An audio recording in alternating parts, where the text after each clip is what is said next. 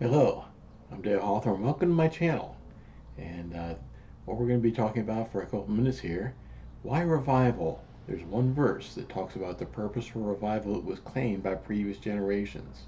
Why they prayed for revival, like the Puritans in New England back in the 1600s to the 1700s until the First Great Awakening. There was a awakening that happened in the church before that. Solomon Stoddard and grandfather Jonathan Edwards. He had his times of harvest, and there are a lot of other pastors then that were really crying about. They called them Jeremiads, mourning over the next the generation which would come up and their lack of faithfulness. Things were happening. So these are reasons why they prayed for revival. Decline in faithfulness and fervor of devotion to God in churches among themselves. People visibly going to church, just going through the motions. Hidden and open sins among those who are attending church.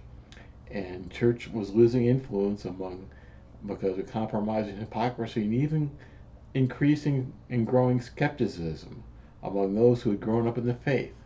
So they came across a certain verse in the Old Testament in Psalm 85, verse 6. And I'm going to be looking at the King James Version right here, the version which they used. And this might be the whole reason where the word revival came to describe spiritual awakening and revival.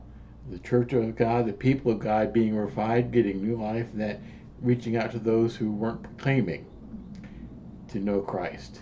So this may be the source of revival right here.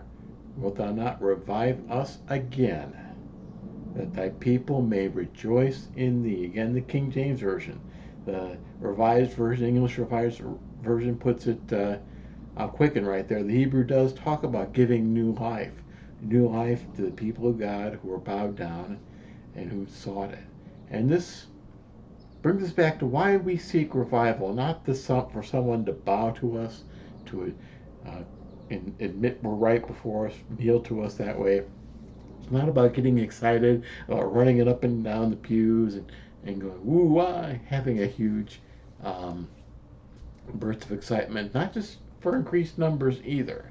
God will add to the numbers as He reaches people, but it's not just about getting larger attendance, making something larger, which is not really representing God well before the world, but it's for that thy people may rejoice in thee, so that we may know more of Him.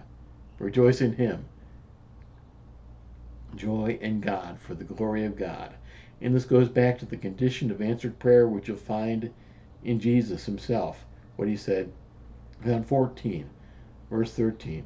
Whatsoever ye shall ask in my name, that will I do, that the Father may be glorified in the Son.